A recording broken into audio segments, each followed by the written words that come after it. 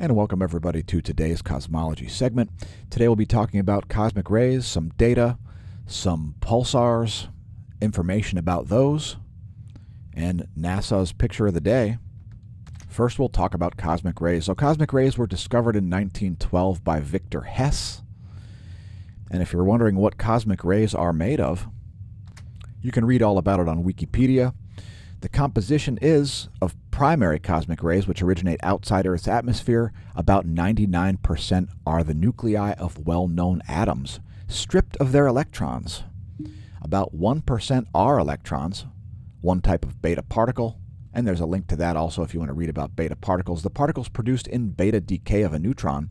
Of the nuclei, about 90% are simple protons, like hydrogen nuclei, and 9% are alpha particles, helium nuclei, and the rest, the other 1%, are nuclei that are more massive than helium. So in cosmology, we call these metals, everything more massive than helium on the periodic chart, and there are some heavier elements traveling around at relativistic speeds right now as the form of cosmic rays.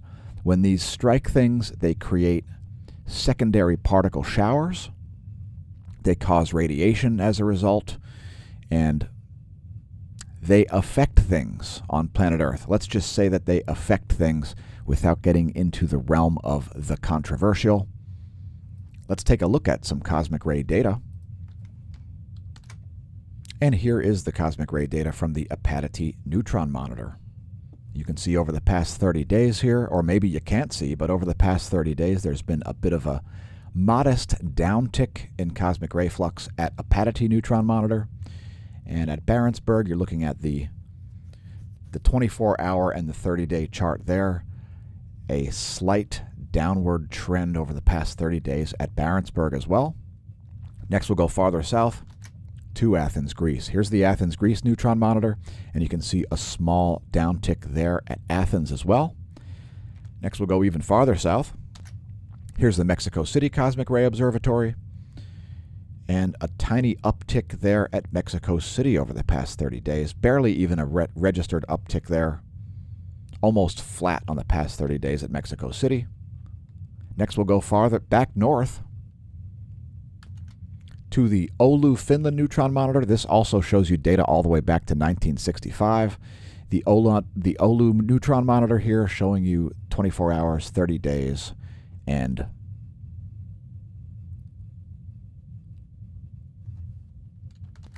approximately 60 years of data there at the bottom. And at Oulu, Finland, we see a small downtick over the past 30 days as well. And let's go as far south as we get to the Antarctican monitors. Here's DOMC, showing a similar downward trend over the past 30 days. And here's DOMB Antarctica, a similar downward trend over the past 30 days.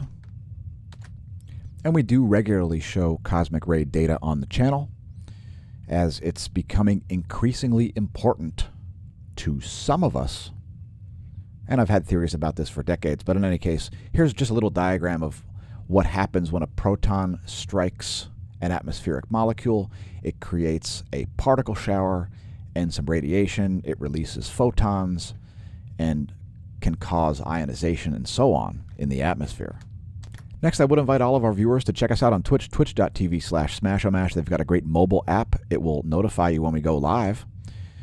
Also, thanks to our YouTube viewers, new and old. And don't forget to check out, if you haven't seen yet, smAshomash.org presents The Sun Part 16. Check it out. It's quite spectacular. Here's a little teaser.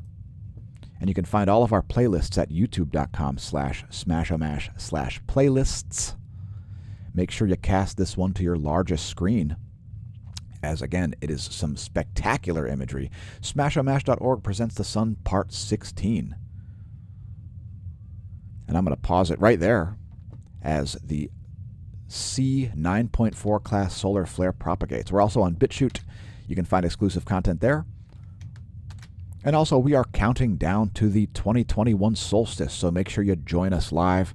We'll be streaming at least on YouTube and Twitch at the moment of the solstice, which is at 11:32 and 9 seconds, 11:32 p.m. and 9 seconds on June 20th. Make sure you catch our live streams for that. Also, follow us on Instagram. Otherwise, you may not see exclusive content like this. This morning's moon photograph through some lovely clouds. I saw the opportunity, I took it. Take the opportunity to follow us on Instagram if you haven't already done so. Also, welcome to the Neo Renaissance. Check out our own website, smashomash.com. Smashomash.org will redirect you. And if you click on the smAsho merch link, you'll find our Redbubble shop. And don't forget to enter the promo code FINDYOURTHING on checkout to save 20 to 60% site-wide. So big sale going on throughout the rest of the day today. It ends at 11:59 tonight on May 31st.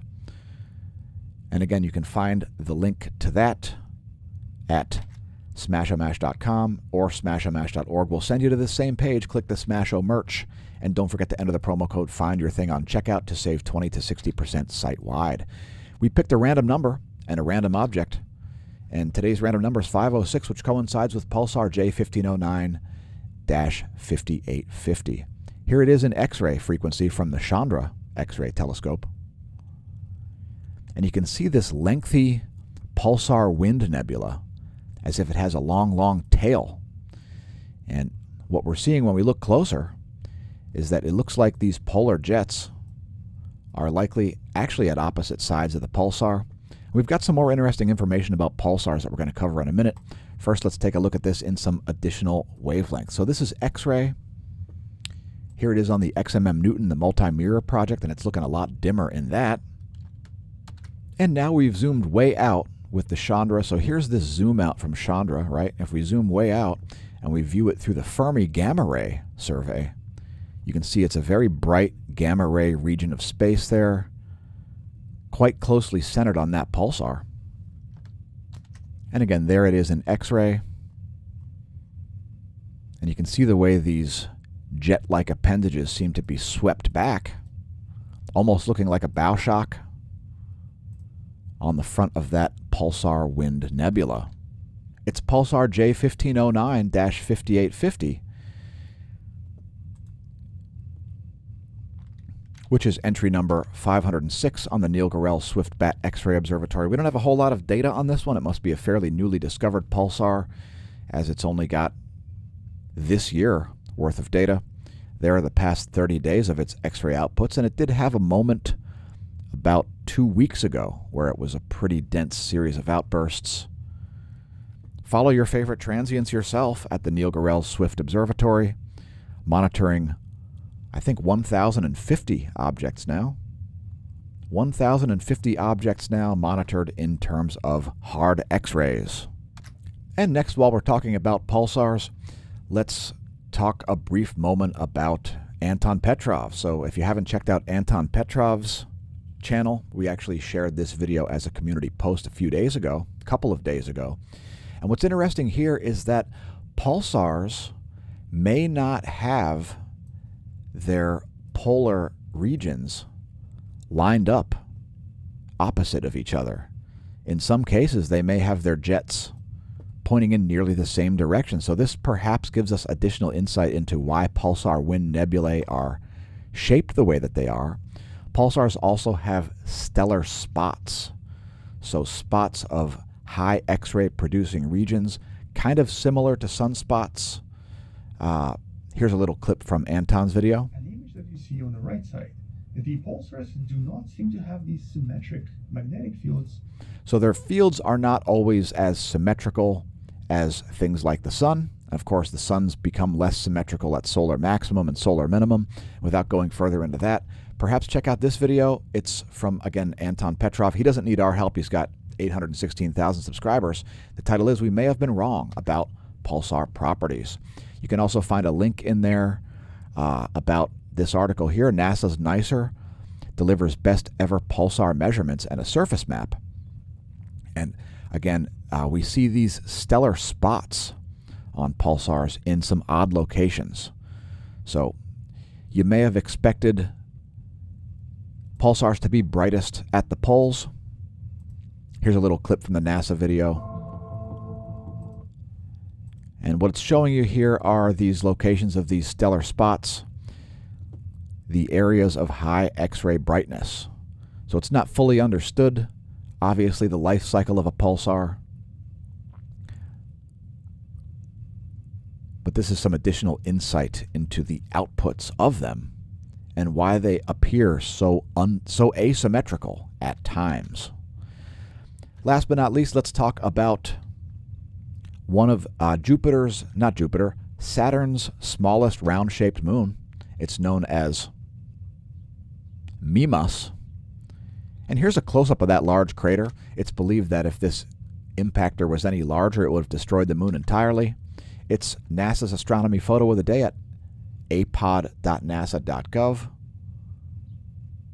Mimas, Saturn's smallest round-shaped moon. And that's today's Cosmology segment. Thanks for tuning in. Don't forget to press like and subscribe.